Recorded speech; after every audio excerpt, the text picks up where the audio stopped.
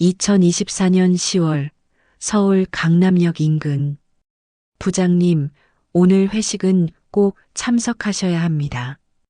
박철호 대리의 목소리가 귓가에 맴돌았지만 나 강민주는 고개를 저었다. 58세. 정년까지 2년 남았다. 이제 회식 자리보다는 혼자 조용히 저녁을 먹는 게 더 편했다. 미안, 철호야. 오늘은 좀 피곤해서. 에이, 부장님도 요즘 너무 혼자 계시는 것 같아요. 철호의 말이 맞았다. 이혼한 지 20년. 딸 지우는 결혼해서 미국에 살고 있었다. 1년에 한두 번 영상통화로 얼굴 보는 게 전부였다. 퇴근길 강남역 지하상가를 지나는데 한쪽 구석에서 무언가가 내 시선을 붙잡았다. 낡은 담요를 뒤집어 쓴 채 웅크리고 앉아 있는 여자. 더러워진 머리카락 사이로 보이는 옆얼굴이 낯익었다. 심장이 쿵 내려앉았다. 서영? 그럴 리 없었다. 환각이었다. 피곤해서 헛것을 보는 거라고 스스로를 다독이며 발걸음을 재촉했다. 하지만 몇 걸음 못 가서 발이 땅에 붙었다. 다시 돌아봤다. 여자가 고개를 들었다. 20년이라는 시간이 만들어낸 주름과 상처들이 얼굴을 가득 메우고 있었지만 그 눈빛만은 틀림없었다. 윤서영. 내 전처였다. 서영아. 내 목소리에 그녀가 움찔했다. 그리고는 황급히 고개를 돌렸다. 저리 가세요. 쉰 목소리였다. 예전에 맑고 정갈했던 그 목소리가 아니었다. 서영아, 나야. 민준이야. 도대체 무슨 일이? 모르는 사람이에요. 제발 가주세요. 그녀가 떨리는 손으로 담요를 더 끌어당겼다. 주변 사람들의 시선이 모였다. 나는 어찌할 바를 몰랐다. 20년 전 이혼 서류에 도장을 찍던 그날, 그녀는 아무 말 없이 짐을 꾸려 집을 나갔다. 그 후로 단 한 번도 연락이 닿지 않았다. 서영아, 제발. 이야기 좀 하자. 가세요. 당신이 여기 있으면 안 돼요. 그녀의 절박한 외침에 나는 한 걸음 물러섰다. 그리고 재킷 안주머니에서 명함과 현금 몇 장을 꺼내 조심스럽게 그녀 앞에 놓았다. 여기, 내 연락처야. 언제든 연락해. 그리고 이거, 필요 없어요. 그녀가 명함을 밀쳐냈다. 하지만 현금은 그대로 두었다. 그 순간 나는 알았다. 그녀가 정말로 공경에 처해 있다는 것을. 그날 밤 나는 잠을 이룰 수 없었다. 머릿속에는 온통 그녀의 모습뿐이었다. 노숙자가 된 전처. 도대체 지난 20년 동안 무슨 일이 있었던 걸까? 다음 날 아침 나는 회사에 연차를 냈다. 강남역으로 달려갔지만 그녀는 보이지 않았다. 이틀, 사흘, 일주일. 매일 퇴근 후 그 자리를 지켰지만 서영은 나타나지 않았다. 부장님, 요즘 많이 이상하세요. 무슨 일 있으세요? 철호가 조심스럽게 물었다. 철호야, 혹시 사람 찾는 거 도와줄 수 있어? 나는 결국 철호에게 모든 걸 털어놓았다. 전철을 만났다는 것, 그녀가 노숙자가 되어 있었다는 것. 부장님, 그럼 경찰에. 아니야. 그녀가 나를 피하고 있어. 억지로 찾으면 안 될 것 같아. 하지만 나는 포기할 수 없었다. 그날 오후 나는 20년 전 우리가 살았던 평택의 집을 찾아갔다. 지금은 재개발로 모두 철거되고 없었지만 그 동네 슈퍼는 여전히 그 자리에 있었다. 어머, 민준 씨 아니세요? 슈퍼주인 김 사장님이 나를 알아봤다. 사장님, 오랜만입니다. 그래요. 근데 서영 씨는 어떻게 지내요? 두 분 헤어지셨다는 소문 들었는데. 사장님 혹시 서영이가 이사 간 후에 여기 온 적 있나요? 김 사장님의 표정이 어두워졌다. 있었죠. 한 5년 전쯤이었나? 완전히 달라진 모습으로 왔더라고요. 지우 주소 좀 알려달라고 하길래 내가 어떻게 알겠냐고 했죠. 그때 서영 씨가 울더라고요. 딸 얼굴 한 번만 보고 싶다고. 5년 전이요? 그때 딸은 미국에 있었는데. 그러게요. 내가 물어봤죠. 딸한테 직접 연락하면 되지 않냐고. 그랬더니 서영 씨가 연락할 수 없다고 하더라고요. 그리고는 그냥 가버렸어요. 나는 가슴이 먹먹했다. 5년 전이면 지우가 결혼하던 해였다. 결혼식에 서영을 초대하지 않은 건 지우의 결정이었다. 아니, 정확히는 내가 지우에게 그렇게 하라고 부추긴 거나 마찬가지였다. 엄마는 우릴 버리고 떠난 사람이야. 초대할 필요 없어. 당시 지우에게 한 내 말이 귓가에 쟁쟁했다. 그날 밤 나는 20년 전 이혼 당시를 떠올렸다. 1999년 IMF 외환위기의 여파가 아직 가시지 않던 시절. 나는 회사에서 구조조정 대상 1순위였다. 스트레스로 술을 마시고 집에 오면 서영과 말다툼을 했다. 여보, 제발 술 좀 그만 마셔요. 지우가 보고 있잖아요. 당신이 뭘 알아? 내가 얼마나 힘든지. 나도 힘들어요. 학교에서 명예퇴직 압박받고 있다고요. 그럼 그만둬. 어차피 당신 월급으로는 애 대학도 못 보낼 거 아냐. 그날 밤 나는 최악의 말을 했다. 차라리 헤어지는 게 나을 것 같아. 당신 있으면 숨이 막혀. 서영은 아무 말도 하지 않았다. 그저 조용히 눈물만 흘렸다. 다음 날 서영이 이혼 서류를 내밀었다. 당신 말대로 할게요. 지우는 당신이 키우세요. 난 아무것도 바라지 않을게요. 서영아, 제발 그냥 도장만 찍어줘요. 나는 화가 났다. 내가 던진 말을 그대로 받아들이는 그녀가 원망스러웠다. 한 번만이라도 날 붙잡아 주지라는 생각을 했다. 결국 나는 도장을 찍었다. 그리고 서영은 아무것도 가져가지 않고 집을 나갔다. 2주가 지난 어느 저녁 휴대폰이 울렸다. 모르는 번호였다. 여보세요? 민준 씨? 서영의 목소리였다. 내 심장이 뛰기 시작했다. 서영아, 어디 있어? 내가 지금 갈게. 내일 오후 3시. 남산타워 아래 벤치에서 만나요. 전화는 끊어졌다. 다음 날 나는 회사에 반차를 내고 남산으로 향했다.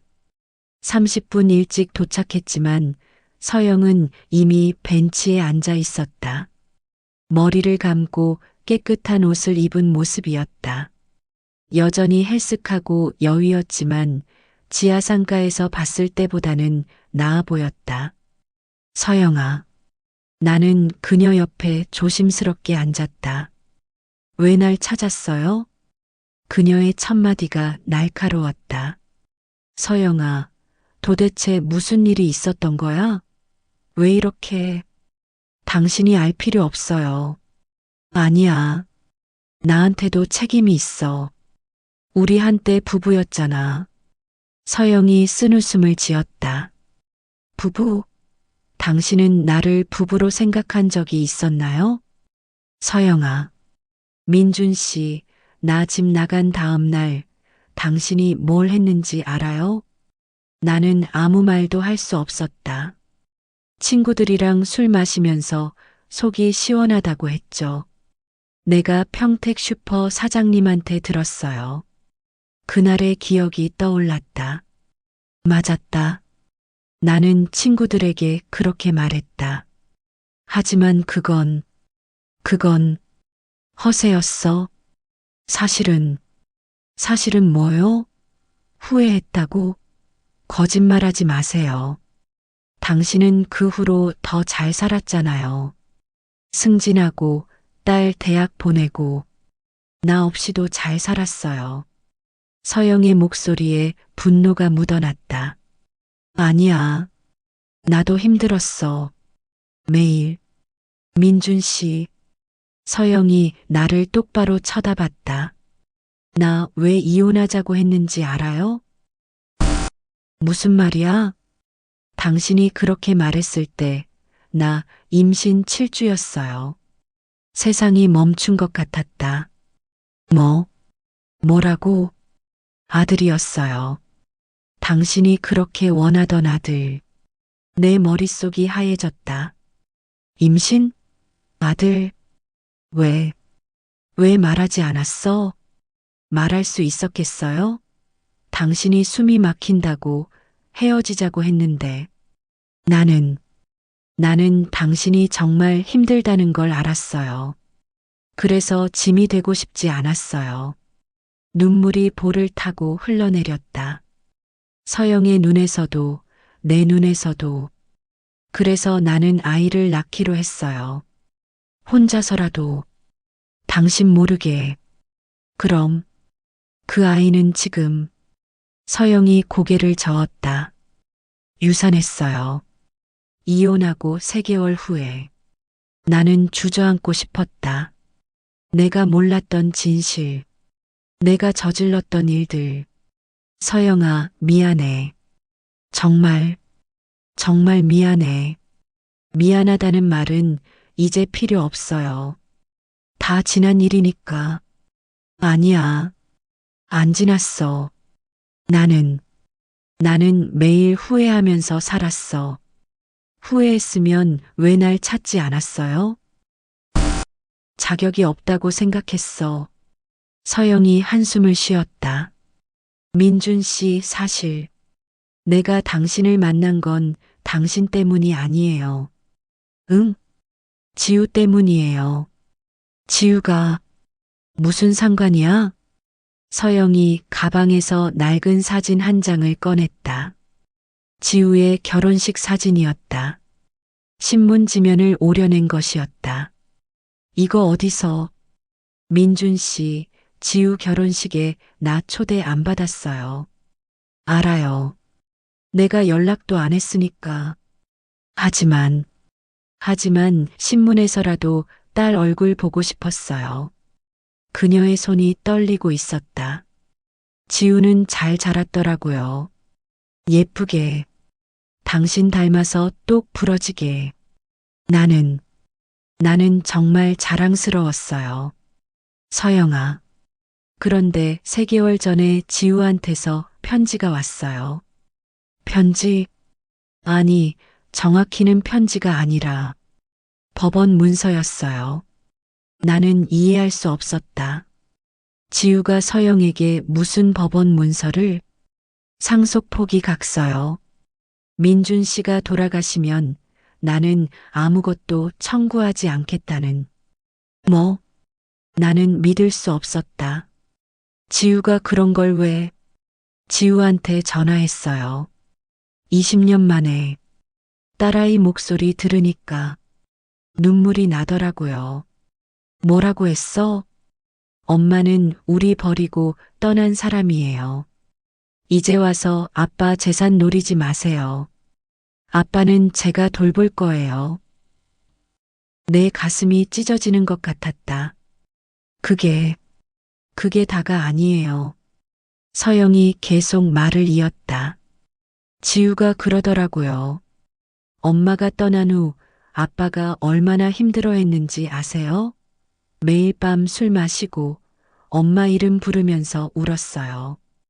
그런 아빠 보면서 저는 엄마를 용서할 수 없어요. 나는 숨이 막혔다. 맞았다. 나는 서영을 보냈지만 매일 밤 그녀를 그리워했다. 하지만 지우가 그걸 봤을 줄은. 민준 씨, 지우는 나를 원망하고 있어요. 당신을 버린 나쁜 엄마로. 아니야, 그건 맞아요. 내가 나쁜 엄마예요. 임신한 아이도 지키지 못했고, 남편도 지키지 못했고, 딸도 제대로 사랑해주지 못했으니까. 서영아, 그게 아니라. 민준 씨, 서영이 나를 똑바로 쳐다봤다. 내가 왜 노숙자가 됐는지 알아요? 나는 아무 말도 못했다. 이혼하고 나서 나는 다시 교직에 복귀하려고 했어요. 하지만 IMF 때 명예퇴직했던 사람은 재임용이 안 됐어요. 그래서 과외로 생계를 꾸렸죠. 서영의 목소리가 떨렸다. 그러다가 10년 전쯤 어떤 학생을 가르치게 됐어요. 고등학생이었는데 성적이 안 좋아서 부모님이 과외를 시켰죠. 그런데 그 아이가 서영이 말을 잇지 못했다. 나는 기다렸다. 그 아이가 자살했어요. 뭐, 내 과외를 받은 지 한 달 만에 유서에 공부 스트레스라고 써 있었어요. 부모님들이 날 고소했어요. 무슨 죄목으로? 아이를 너무 혹독하게 가르쳐서 정신적 고통을 줬다고. 물론 법적으로는 무죄 판결 받았어요. 하지만 서영이 눈물을 닦았다. 그 후로 아무도 나한테 과외를 맡기지 않았어요. 소문이 났거든요. 학생을 자살하게 만든 선생님이라고. 일자리를 잃었고 집세를 못 내서 쫓겨났고. 왜 나한테 연락하지 않았어? 당신한테? 20년 동안 연락 한 번 없던 전 남편한테? 그것도 딸이 나를 원망하는데? 그래도 민준 씨, 서영이 쓸쓸하게 웃었다. 나는 자존심이 있어요. 그리고 당신 앞에서만큼은 초라한 모습 보이고 싶지 않았어요. 나는 아무 말도 할 수 없었다. 그래서 버텼어요. 편의점 아르바이트도 하고 식당 설거지도 하고. 하지만 나이가 들수록 일자리가 없어졌어요. 그러다가 작년에 도둑 맞았어요. 가진 거 전부 경찰에 신고했어요. 하지만 찾지 못했죠. 그게 마지막이었어요. 그 후로는 그냥 포기했어요. 며칠 후 나는 지우에게 전화를 걸었다. 밤늦은 시간이었지만 할 말이 있었다. 아빠, 왜 이 시간에? 지우야, 너 엄마한테 뭐 보냈니? 전화기 넘어가 조용해졌다. 무슨 말씀이세요? 상속 포기 각서? 왜 그런 걸 보냈어? 아빠가 어떻게? 너 엄마 만났니? 만났어요. 3개월 전에. 내 심장이 쿵 내려앉았다. 어디서? 엄마가 먼저 연락했어요. 주소를 어떻게 알았는지. 만나자고 해서 갔죠. 그런데 지우의 목소리가 떨렸다. 엄마가 돈을 달라고 했어요. 뭐? 500만 원. 당장 필요하다고. 아빠한테는 비밀로 해달라고. 나는 믿을 수 없었다. 서영이? 그래서 줬어요. 근데 일주일 후에 또 연락 왔어요. 이번엔 1,000만 원. 그것도 주고 나니까 또 연락 왔어요. 얼마를? 총 3,000만 원 줬어요. 나는 현기증이 났다. 그래서 변호사랑 상담해서 각서를 보낸 거예요. 더 이상은 안 된다고. 엄마는 20년 동안 우릴 버리고 살다가 이제 와서 돈만 요구하는 사람이에요. 지우야. 아빠 미안하지만 저는 엄마를 용서할 수 없어요. 그리고 걱정돼요. 혹시 아빠한테도 찾아가면 어쩌나. 전화를 끊고 나는 서영에게 전화를 걸었다. 하지만 받지 않았다. 다음 날 나는 다시 강남역으로 갔다. 서영은 원래 자리에 있었다. 서영아. 그녀가 고개를 들었다. 지우한테 돈 받았다며? 서영의 얼굴이 굳었다. 들었구나. 왜, 왜 그랬어? 나한테 말했으면 됐잖아. 당신한테? 서영이 비웃었다. 민준 씨, 나 지우한테 돈 받았어요. 맞아요. 하지만, 하지만 뭐? 그 돈 지우한테 다시 갔어요. 무슨 소리야? 서영이 또 다른 서류를 꺼냈다. 은행 송금 내역이었다. 3천만 원. 전부 다시 지우 계좌로 보냈어요. 3개월 전에 나는 이해할 수 없었다. 왜, 왜 받았다가 다시 보낸 거야? 확인하고 싶었어요. 뭘, 지우가 나를 어떻게 생각하는지, 정말로 날 원망하는지 아니면 조금이라도 엄마로 생각해 주는지. 서영의 눈에서 눈물이 흘렀다. 돈 달라고 했을 때 지우가 한 번도 거절하지 않았어요. 심지어 엄마 더 필요하면 말해요라고까지 했어요. 나는 그게 너무 고마웠어요. 서영아. 하지만 변호사 통해서 각서가 왔을 때 알았어요. 지우가 내게 준 건 돈이지 마음이 아니라는 걸. 딸아이는 날 엄마가 아니라 돈 요구하는 이상한 사람으로 본 거죠. 그래서 돌려준 거야? 네. 그리고 쪽지 한 장 넣었어요. 미안하다. 엄마가 이상한 짓 해서 이 돈은 내 결혼 축의금이라고 생각해. 행복해라. 나는 목이 메었다. 지우가 뭐라고 했어? 아무 답도 없었어요. 그게 답이겠죠. 우리는 한참 동안 말없이 앉아 있었다. 민준 씨, 응? 내가 정말 지우한테 돈을 요구한 건 다른 이유가 있어요. 다른 이유? 서영이 주머니에서 병원 진단서를 꺼냈다. 나는 그것을 받아들고 읽기 시작했다. 췌장암 사기. 세상이 무너지는 것 같았다. 이게 뭐야? 6개월 전에 진단받았어요. 수술도 불가능하대요. 그냥 시간 문제래요. 왜 진작 말하지 않았어? 누구한테요? 20년 동안 연락 한 번 없던 전 남편한테요? 나를 원망하는 딸한테요? 서영이 쓸쓸하게 웃었다. 민준 씨, 나는 그냥 마지막으로 딸 얼굴이라도 보고 싶었어요. 직접.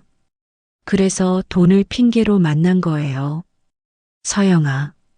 지우 만났을 때 가까이서 봤어요. 정말 많이 컸더라고요. 예쁘고 똑똑해 보이고 내가 낳은 딸이 맞나 싶을 정도로 그걸로 됐어요. 그걸로 충분했어요. 나는 울음을 참을 수 없었다. 치료는? 병원은? 무슨 돈으로요?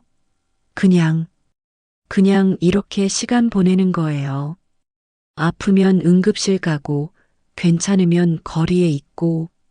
안 돼. 지금 당장 병원 가자. 내가 서영의 손을 잡았다. 하지만 그녀가 손을 뿌리쳤다. 필요 없어요. 무슨 소리야? 민준 씨, 나 이미 오래 살았어요. 이제는 그냥 조용히 가고 싶어요. 미쳤어? 아직 50대야. 더 살 수 있어. 살아서 뭐 하게요? 아무도 없는데. 그 말에 나는 할 말을 잃었다. 그녀의 말이 맞았다. 지난 20년 서영은 정말로 혼자였다. 내가 있잖아. 내 입에서 튀어나온 말이었다. 뭐라고요? 내가 있어. 나는, 나는 아직 당신을 잊지 못했어. 20년 동안 단 하루도. 민준 씨, 그런 동정은. 동정 아니야. 나는 소리쳤다. 주변 사람들이 쳐다봤지만 신경 쓰지 않았다. 나는 바보야. 20년 전에도 바보였고 지금도 바보야. 당신을 보냈던 게 내 인생 최대의 실수였어. 매일 후회하면서 살았어. 당신 없는 집은 집이 아니었어. 지우랑 단둘이 살면서도 매일 당신 자리가 비어 있는 게 느껴졌어. 서영아, 제발. 나한테 기회를 줘. 당신을 돌볼 기회를. 서영이 고개를 저었다. 너무 늦었어요. 나는 이미. 안 늦었어. 우리한텐 아직 시간이 있어. 얼마나요? 6개월? 3개월? 그게 무슨 의미가 있어요? 의미 있어. 나한텐 그 시간이 너무 소중해. 그날 밤 나는 태수 선배와 단둘이 술을 마셨다. 선배, 더 숨기는 거 없어요? 태수 선배가 한참을 망설이다가 입을 열었다. 있어. 하나 더. 뭔데요? 서영이가 노숙자가 된 진짜 이유. 나는 숨을 죽였다. 서영이가 말한 거 학생 자살 사건 맞아. 그것 때문에 일자리 잃은 것도 맞고. 근데 그 학생 부모가 누군지 아니? 누군데요? 장성구. 우리 업계에서 유명한 건설업자야. 나는 그 이름을 알고 있었다. 몇 년 전 뇌물수수 혐의로 수감됐다가 풀려난 사람. 장성구가 서영이를 집요하게 괴롭혔어. 법적으로는 무죄 나왔지만 개인적으로 복수한 거지. 서영이가 일자리 구할 때마다 방해했어. 소문 퍼뜨리고 고용주들한테 압박하고. 그럴 수가. 5년 전에는 서영이가 살던 집 건물주한테 접근해서 강제로 내쫓게 했어. 그때부터 서영이가 거리로 나온 거야. 왜 그런 사실을 진작 말하지 않으셨어요? 서영이가 말리더라. 너한테 알리면 내가 장성구한테 덤빌까봐. 그러다 너까지 다칠까봐. 나는 분노로 몸이 떨렸다. 그 새끼 어디 있어요? 민준아, 진정해. 지금 그게 중요한 게 아니잖아. 어떻게 진정해요? 서영이가 20년 동안 그렇게 고생한 게 다 그 새끼 때문이잖아요. 민준아. 태수 선배가 내 어깨를 잡았다. 서영이한테 남은 시간이 얼마 없어. 복수는 나중에 생각해. 지금은 서영이 곁에 있어줘. 그게 내가 할 일이야. 선배 말이 맞았다. 나는 주먹을 쥐었다 폈다.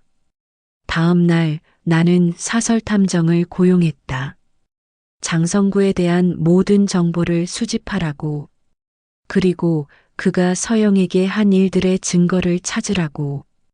동시에 변호사도 만났다. 의뢰인께서 원하시는 게 민사상 손해배상인가요? 아니면 형사 고발인가요? 둘 다요. 그 사람이 한 일을 전부 법정에서 밝히고 싶어요. 하지만 증거가 부족하면 찾을 겁니다. 반드시. 2주 후 탐정이 연락을 해왔다. 강 선생님, 증거 확보했습니다. 탐정이 건넨 자료들은 충격적이었다. 장성구가 서영의 과거 고용주들에게 보낸 협박 문자, 서영이 살던 건물주에게 건 압박, 전화 녹취록, 심지어 서영을 미행한 기록까지. 이 정도면 충분합니다. 명예훼손, 업무방해, 스토킹 혐의로 고발할 수 있어요. 변호사가 말했다. 하지만 나는 망설였다. 서영에게 말해야 할까? 병실로 돌아갔다. 서영은 창밖을 보고 있었다. 서영아. 응? 나 장성구에 대해 알게 됐어. 서영이 얼굴이 굳었다. 누가? 태수 선배한테 들었어. 그리고 증거도 확보했어. 이제 고소할 수 있어. 안 돼요. 왜? 당신을 그렇게 괴롭힌 사람인데. 민준 씨, 이제 와서 복수해봤자 뭐가 달라져요? 내 삶이 돌아와요? 하지만, 그냥 잊어요. 나도 이제 얼마 안 남았는데 그런 사람 때문에 마음 쓰기 싫어요. 서영아. 대신 서영이 내 손을 잡았다. 지우 만나게 해줘요. 마지막으로 나는 지우에게 전화를 걸었다. 아빠, 무슨 일이세요? 지우야, 한국 좀 들어와야겠다. 갑자기요? 무슨 일 있어요? 내 엄마가 많이 아파. 전화기 넘어가 조용해졌다. 어떻게 아프신데요? 췌장암 사기야. 시간이 얼마 안 남았어. 지우야, 엄마가 널 보고 싶어 해. 제발 한 번만 와줄 수 있니? 아빠, 저는 알아. 내가 엄마를 원망하는 거 알아. 하지만 지우야, 마지막 기회야. 나중에 후회하지 말고 지금 와줘. 일주일 후, 지우가 인천공항에 도착했다. 나는 그녀를 데리고 병원으로 향했다. 아빠, 엄마 뭐라고 말해야 할지 모르겠어요. 아무 말 안 해도 돼. 그냥 옆에 있어주기만 해. 병실 문을 열었다. 서영은 잠들어 있었다. 지우는 문 앞에서 망설였다. 들어가. 내가 지우의 등을 살짝 밀었다. 지우는 천천히 침대 옆으로 다가갔다. 서영이 눈을 떴다. 그리고 지우를 봤다. 지우야? 엄마. 20년 만에 재회였다. 서영의 눈에서 눈물이 흘렀다. 많이 컸구나. 지우는 아무 말도 하지 못했다. 그저 서 있을 뿐이었다. 지우야, 미안해. 엄마가 너무 부족한 엄마였지? 왜 그랬어요? 지우의 목소리가 떨렸다. 왜 우릴 버리고 떠났어요? 제가 뭘 잘못했어요? 아니야. 내 잘못이 아니야. 엄마 잘못이야. 엄마가 약했어. 저 아빠가 매일 밤 엄마 이름 부르면서 우는 거 봤어요. 왜 엄마는 그런 아빠를 버렸어요? 서영이 흐느끼기 시작했다. 미안해. 정말 미안해. 저는 엄마가 미웠어요. 20년 동안. 지우도 울기 시작했다. 하지만 3개월 전에 엄마 만났을 때 알았어요. 엄마도 힘들었다는 거. 엄마 눈빛 보니까 알 수 있었어요. 지우야. 그래서 돈 들였어요. 조금이라도 도움이 되고 싶어서. 근데 엄마가 다시 돌려보냈잖아요. 왜요? 왜 제 도움을 거절하셨어요? 내가 날 부담스러워 할까봐. 엄마로서 떳떳하지 못해서. 지우가 서영의 손을 잡았다. 엄마, 저 아직도 엄마 원망해요. 20년 동안 제 곁에 없었던 거. 하지만, 그래도 엄마는 엄마예요. 제가 세상에서 제일 처음 만난 사람. 절 낳아주신 분. 서영이 지우를 끌어안았다. 그리고 두 사람은 한참을 울었다. 나는 복도로 나와 혼자 울었다. 20년 동안 갈라져 있던 가족이 다시 만나는 순간이었다. 그날 밤 지우는 병실에서 서영과 단둘이 시간을 보냈다. 나는 복도 벤치에서 기다렸다. 새벽 2시쯤 지우가 나왔다. 아빠, 응? 엄마가 저한테 다 말씀하셨어요. 20년 전 일, 그리고 아빠 도와준 일들.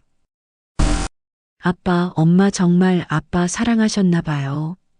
그렇게까지 할 수 있는 게 사랑이 아니면 뭐겠어요? 나는 고개를 끄덕였다. 지우야, 미안하다. 아빠가 너한테 엄마 욕만 하게 해서 아빠 잘못 아니에요. 저도 어렸으니까 이해를 못했던 거죠. 지우가 내 손을 잡았다. 아빠, 엄마 곁에 있어 주세요. 마지막까지. 당연하지. 그 후로 한 달 나와 지우는 교대로 병원에 있었다.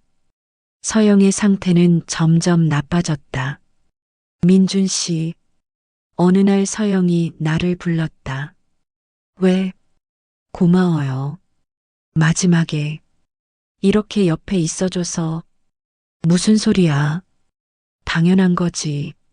민준 씨, 나 한 가지 부탁이 있어요. 뭔데? 서영이 주머니에서 낡은 사진 한 장을 꺼냈다. 우리 결혼식 사진이었다. 이거 20년 동안 가지고 있었어요. 제일 힘들 때마다 이 사진 보면서 버텼어요. 서영아, 내가 죽으면 이 사진이랑 같이 묻어줘요. 그게 내 마지막 소원이에요. 그런 소리 하지 마. 당신 안 죽어. 민준 씨, 서영이 웃었다. 나 이제 괜찮아요. 지우도 만났고, 당신도 옆에 있고, 이제는 편히 갈 수 있을 것 같아요. 안 돼. 가면 안 돼. 민준 씨, 나 다음 생에 태어나면 꼭 다시 당신 만나고 싶어요. 그때는 더 잘할게요. 더 강한 사람이 될게요. 서영아, 당신도 나 찾아줄 거죠? 당연하지. 100번이고 1000번이고 찾을 거야. 서영이 내 손을 꼭 잡았다. 사랑해요, 민준 씨. 지난 20년도, 지금도, 그리고 앞으로도. 나도 사랑해, 서영아. 사흘 후, 서영은 조용히 눈을 감았다. 지우가 한쪽 손을 잡고 내가 다른 쪽 손을 잡은 채 마지막 순간 서영은 희미하게 웃고 있었다. 장례식은 조촐하게 치렀다. 태수 선배와 몇몇 지인들만 참석했다. 지우가 영정 사진 앞에서 말했다. 엄마 미안해요. 엄마가 살아계실 때 더 잘해드리지 못해서. 하지만 엄마, 저 이제 알아요. 엄마가 얼마나 저희를 사랑하셨는지. 편히 쉬세요. 나도 서영 앞에 섰다. 서영아, 미안해. 20년 동안 당신 혼자 힘들게 해서 다음 생에서는 내가 더 잘할게. 꼭 행복하게 해줄게. 기다려줘. 장례를 치르고 일주일 후 나는 변호사를 다시 만났다. 강 선생님, 고소 진행하시겠습니까? 나는 고민했다. 서영은 복수하지 말라고 했다. 하지만 진행합니다. 네.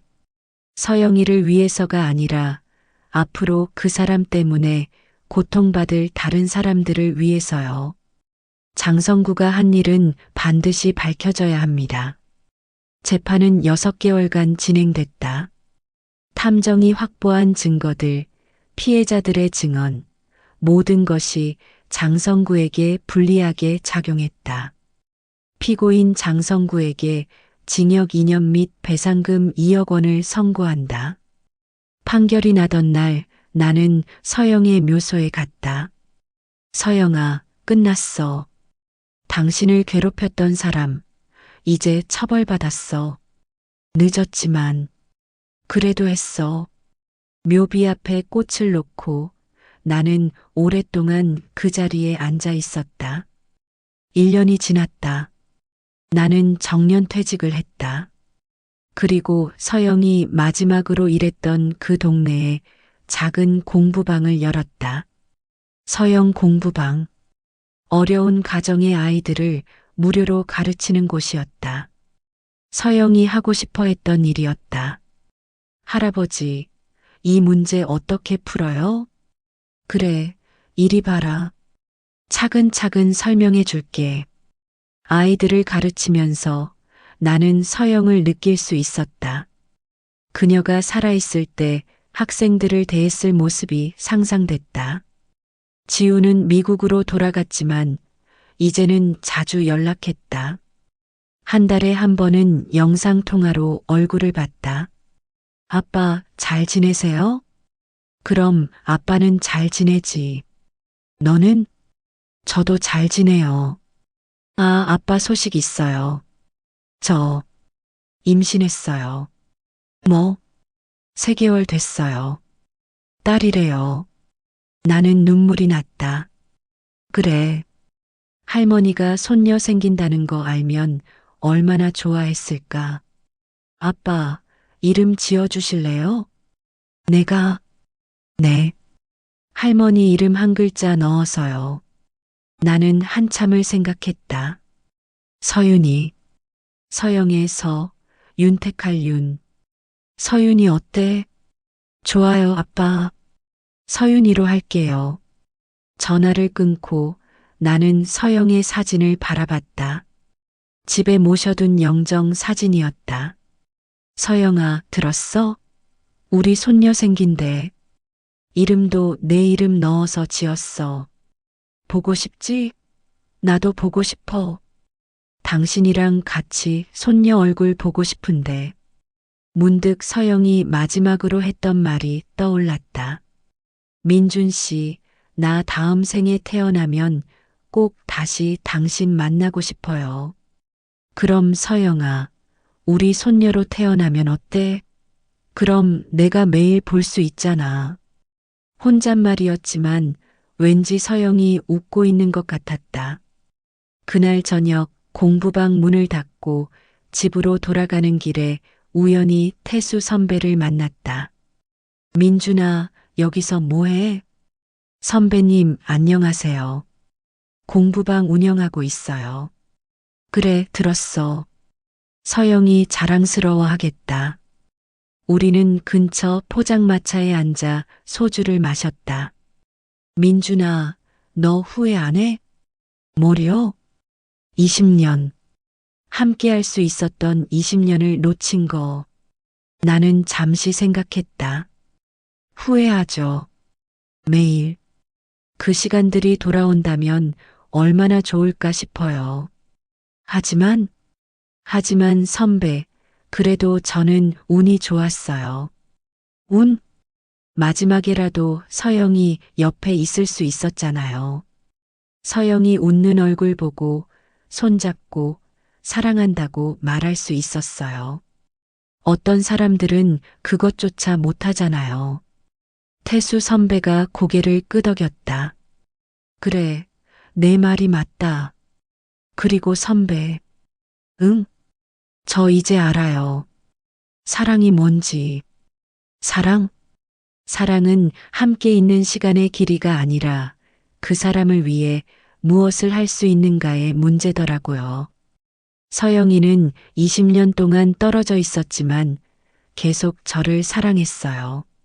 제가 행복하길 바라면서, 그래, 저도 이제 그렇게 살고 싶어요.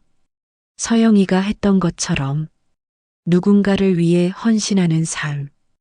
그게 진짜 사랑이잖아요. 태수 선배가 내 어깨를 두드렸다. 서영이가 잘 가르쳤네. 집에 돌아와서 나는 일기를 썼다. 서영이 떠난 후부터 매일 쓰고 있었다. 오늘도 당신 생각을 했어요. 공부방에서 아이들 가르치면서 밥 먹으면서 길을 걷다가 당신이 없는 하루하루가 여전히 힘들지만 그래도 살아갈 이유를 찾았어요. 당신이 못다한 꿈을 대신 이루는 것. 그리고 당신이 사랑했던 사람들을 지키는 것. 내일도 열심히 살게요. 당신이 자랑스러워할 수 있는 사람이 되도록. 그해 겨울, 지우가 한국에 왔다. 배가 많이 불러 있었다. 아빠, 다음 달이 출산 예정일이에요. 그래. 미국에서 낳을 거 아니었어? 한국에서 낳고 싶어요. 할머니 묘소 근처에서 지우와 함께 서영의 묘소를 찾았다. 눈이 내리고 있었다. 엄마, 저예요. 지우. 엄마 손녀 데리고 왔어요. 아직 뱃속에 있지만요. 지우가 배를 쓰다듬으며 말했다. 엄마, 제가 엄마한테 못 해드린 거, 이 아이한테는 다 해줄게요. 엄마가 받았어야 했던 사랑, 제 딸한테 줄게요. 그리고 이 아이한테 엄마 이야기 많이 해줄게요. 할머니가 얼마나 강하고 따뜻한 사람이었는지. 나도 무릎을 꿇고 묘비를 쓰다듬었다. 서영아, 우리 손녀 곧 세상에 나와. 예쁘게 태어날 거야. 당신이 지켜봐줘. 하늘에서. 그때 갑자기 눈이 멈추고 햇살이 비쳤다. 마치 서영이 대답하는 것 같았다. 한 달 후 서윤이가 태어났다. 아빠, 아기예요. 분만실에서 나온 간호사가 아기를 안겨줬다. 작고 연약한 생명이었다. 할아버지 됐어요. 아기를 안고 있는데 이상하게 눈물이 났다. 왜 이러세요, 아빠? 모르겠다. 그냥 내 엄마 생각이 나서. 서윤이가 눈을 떴다. 그리고 나를 봤다. 순간 착각인지 몰라도 서영의 눈빛이 보이는 것 같았다. 따뜻하고 사랑스러운 눈빛. 서윤아, 할아버지야. 잘 왔어. 우리 이쁜 손녀. 아기가 미소 지었다. 신생아가 짓는 그 특유의 반사적인 미소였지만 나에게는 서영이 웃어주는 것처럼 느껴졌다. 서영아, 당신 말대로 다시 만난 거야? 우리 손녀로? 물론 말도 안 되는 생각이었다. 하지만 그렇게 믿고 싶었다. 서윤이가 3살이 됐다. 할아버지, 할아버지. 뛰어오는 서윤이를 안아 올렸다. 우리 손녀, 오늘은 뭐 했어? 유치원에서 그림 그렸어요. 서윤이가 그림 한 장을 내밀었다. 3사람이 손을 잡고 있는 그림이었다. 이게 뭐야? 여기는 서윤이, 여기는 할아버지, 그리고 여기는 할머니요. 나는 가슴이 뭉클했다. 할아버지, 할머니는 언제 와요? 할머니는 하늘나라에 계셔. 하늘나라? 그럼 못 만나요? 그렇지. 서윤이가 고개를 갸웃했다. 그런데 할아버지, 저 할머니 봤어요. 응? 사진에서? 아니요. 꿈에서요. 나는 서윤이를 내려놓고 눈을 맞췄다. 꿈에서 뭐 했는데? 할머니가 저한테 말했어요. 서윤아, 할아버지 잘 돌봐드려. 할아버지는 세상에서 제일 좋은 사람이야라고요.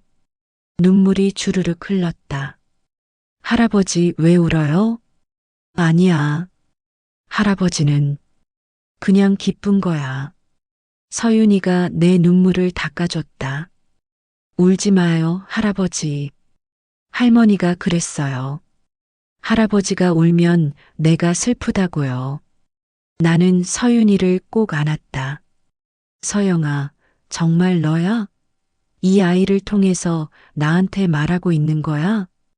어느 날 서윤이와 함께 공부방에 갔다. 할아버지, 여기가 어디예요? 할아버지가 일하는 곳이야. 여기서 아이들을 가르쳐. 저도 배우고 싶어요. 서윤이는 책상에 앉아서 책을 펼쳤다. 그리고는 벽에 걸린 서영의 사진을 가리켰다. 할아버지, 저분이 할머니예요? 그래, 맞아. 할머니 예쁘다.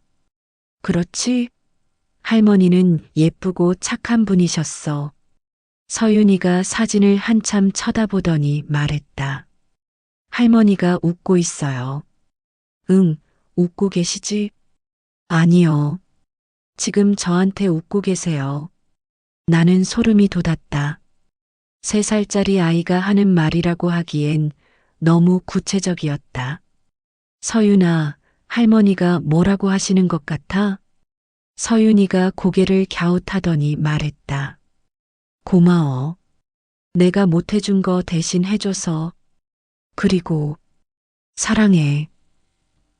나는 더 이상 참을 수 없었다. 서영의 사진 앞에서 무릎을 꿇고 울었다. 나도 사랑해, 서영아. 매일매일 사랑해. 서윤이가 내 등을 토닥였다.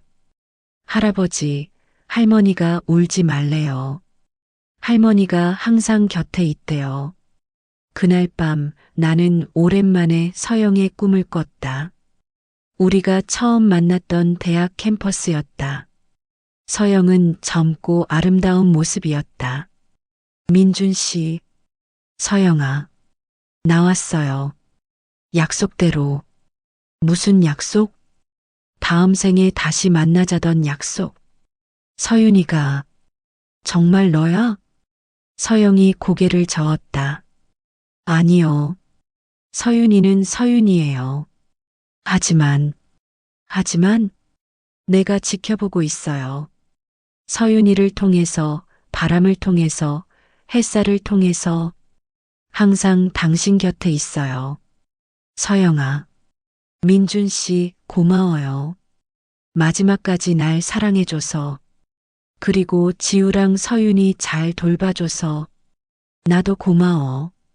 당신을 만나서 정말 행복했어. 서영이 내게 다가와 손을 잡았다. 민준 씨, 우리 이제 그만 아파해요. 후회하지 말아요. 우리 함께했던 순간들, 그리고 헤어져 있었지만 서로를 생각했던 순간들, 그 모든 게 사랑이었어요. 알아. 이제 알아. 당신 오래오래 건강하게 살아요. 서윤이 예쁘게 키우고 지우도 잘 돌봐주고 그러다가 나중에 훨씬 나중에 다시 만나요. 꼭 만나자. 약속해. 약속해요. 서영이 천천히 멀어졌다. 그리고 빗속으로 사라졌다. 꿈에서 깨어났을 때 베개가 젖어 있었다. 하지만 이상하게 마음은 편안했다. 10년이 더 흘렀다. 나는 이제 75세가 됐다. 공부방은 여전히 운영하고 있었고 많은 아이들이 다녀갔다. 서윤이는 13살이 됐다. 똑똑하고 착한 아이로 자랐다. 할아버지, 저 장문 숙제 써왔어요. 들어보실래요? 그래, 한번 들어보자. 서윤이가 공책을 펼쳤다. 제목은 내가 만나보지 못한 할머니예요. 나는 조용히 들었다. 나는 할머니를 만나본 적이 없다. 내가 태어나기 전에 할머니는 하늘나라로 가셨다. 하지만 나는 할머니를 안다. 할아버지가 들려주신 수많은 이야기들을 통해서 할머니는 강한 사람이었다고 한다. 힘든 상황에서도 사랑하는 사람들을 지키려고 노력했다고 한다. 그리고 마지막 순간까지 다른 사람들을 생각했다고 한다. 나는 가끔 생각한다. 할머니를 닮고 싶다고. 할머니처럼 강하고 따뜻하고 누군가를 진심으로 사랑할 수 있는 사람이 되고 싶다고. 할아버지는 항상 말씀하신다. 사랑은 함께 있는 시간이 아니라 상대방을 위해 무엇을 하느냐라고. 할머니는 할아버지를 20년 동안 멀리서 사랑했다고 한다. 그게 진짜 사랑이라고 한다. 나도 언젠가 그런 사랑을 하고 싶다. 할머니처럼. 서윤이가 공책을 덮었다. 어때요, 할아버지? 나는 한참 동안 아무 말도 못했다. 그저 눈물만 흘렀다. 잘 썼어, 서윤아. 정말 잘 썼어. 할머니가 들으셨으면 정말 좋아하셨을 거야. 할아버지, 할머니가 들으셨을 거예요. 응? 할머니는 항상 우릴 지켜보고 계시잖아요.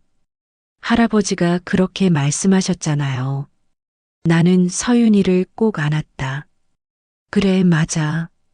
할머니는 항상 우릴 보고 계셔. 사랑하고 계셔. 그날 저녁 나는 서영의 묘소를 찾았다. 혼자. 서영아, 우리 손녀 봤지? 얼마나 잘 컸는지. 당신 닮아서 착하고 예쁘게 자랐어. 묘비를 쓰다듬었다. 서영아, 나 곧 갈게. 건강이 많이 안 좋아졌어. 의사 선생님이 그러던데 심장이 약해졌대. 아마 올해를 못 넘길 거래. 바람이 불었다. 무섭지 않아. 오히려 기대돼. 당신 다시 만날 생각하니까. 이번에는 절대 놓치지 않을 거야. 평생 옆에 있을 거야. 나뭇잎이 떨어졌다. 마치 서영이 대답하는 것 같았다.